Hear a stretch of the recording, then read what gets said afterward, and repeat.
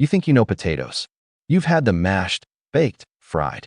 They're reliable, boring, beige comfort food, right? Wrong. You've been lied to your entire life. In Peru, where potatoes were born 7,000 years ago, there are over 4,000 varieties. 4,000, each with unique flavors, textures, and purposes.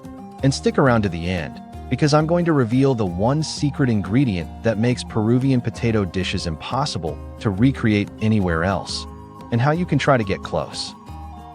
Let's address the elephant in the room. Why do Peruvian potatoes matter when you can just grab a bag at any grocery store? Because these aren't just different colors of the same thing. Each variety has been cultivated over millennia for specific purposes. Papa Amarilla, the golden queen. Buttery, slightly sweet, with a creamy texture that makes it perfect for dishes like causa. You literally cannot substitute this. Regular yellow potatoes don't even come close. Papa Morada, deep purple inside and out. These have a nutty, earthy flavor and are packed with antioxidants. They hold their color when cooked, creating dishes that look like edible art. Papa Huero, small, knobby, and incredibly flavorful. These are what potatoes tasted like before commercial agriculture bred flavor out in favor of uniformity. The Andes have microclimates at different altitudes, and over thousands of years, indigenous peoples developed specific varieties for each zone.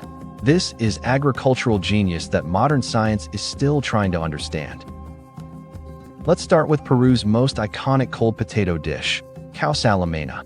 This is essentially a potato cake, but calling it that is like calling Michelangelo's David a statue. It's technically correct, but misses everything important. The base is papa amarilla, boiled, mashed, and mixed with lime juice, ají amarillo, yellow chili paste, and oil. The lime juice and ají are crucial. They give it that distinctive tangy, slightly spicy flavor. The key: papa amarilla has a naturally buttery, slightly waxy texture that holds together when mashed but stays creamy. It's almost like it was designed specifically for causa, which, after 7,000 years of cultivation, it basically was. Layers typically include avocado, chicken, or tuna salad, and more potato mixture. It's served cold and sliced like a cake. The temperature contrast between the cool layers and the vibrant flavors is addictive. If causa is elegant architecture, papa a la huancaina is pure comfort. Potatoes smothered in a creamy, spicy, addictive cheese sauce. The sauce is magical.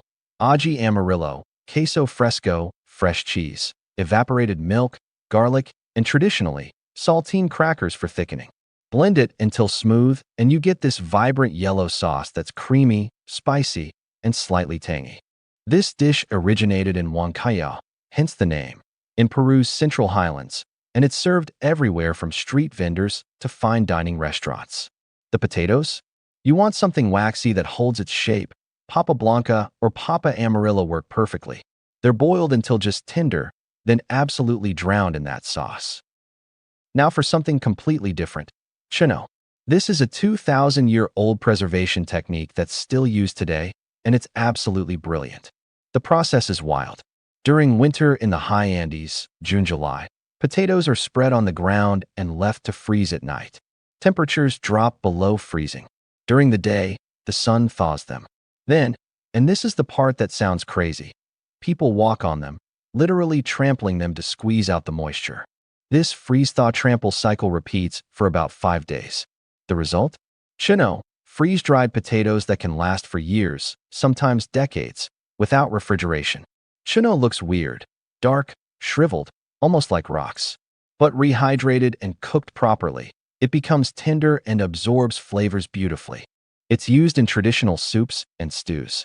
The most famous is chero, a hearty soup from the Altiplano region. The chuño adds a unique earthy flavor and thickens the broth.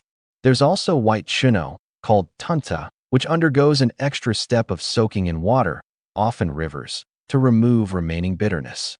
It's considered more refined. Our final dish is ocopa arequipeña, similar to papa a la huancaina, but with a completely different flavor profile. The sauce here is based on huacate, also called black mint or Peruvian mint. It has a flavor unlike anything else. Minty but not like spearmint, slightly bitter, earthy, complex. Mixed with aji mirasol, a fruity, medium-heat dried chili, peanuts, cheese, and crackers, you get this thick, deeply flavorful sauce that's completely unique to Arequipa, Peru's second-largest city. The potatoes are simple, boiled papa blanca or papa amarilla, but that sauce is where the magic happens. It's nutty, herbal, spicy, and creamy all at once.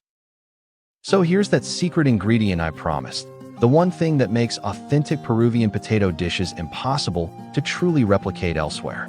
It's altitude. Potatoes grown at 3,000 to 4,000 meters, 10,000 to 13,000 feet, develop differently than those grown at sea level. The intense UV radiation, temperature extremes, and lower oxygen levels trigger plants to produce more protective compounds, which translates to more complex flavors. The starches develop differently. The sugars concentrate differently. Even if you planted the exact same variety elsewhere, it wouldn't taste the same. This is terroir for potatoes, the same concept that makes wines from different regions taste different, even when using the same grape variety. So how can you experience these dishes?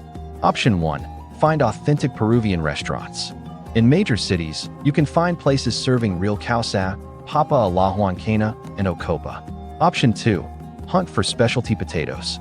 Some farmers markets and online retailers sell varieties like purple Peruvian or papa amarilla types. Though remember, grown at different altitudes, they'll taste different.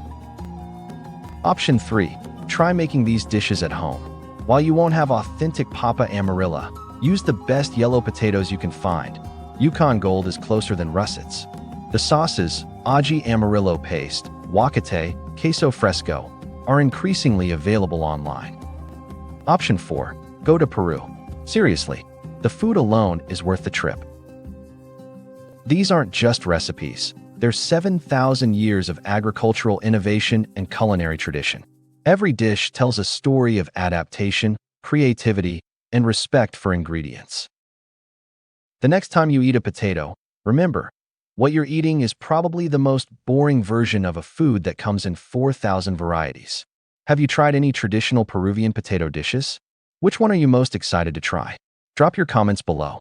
If this video made you hungry, hit that like button and subscribe for more deep dives into food culture and history.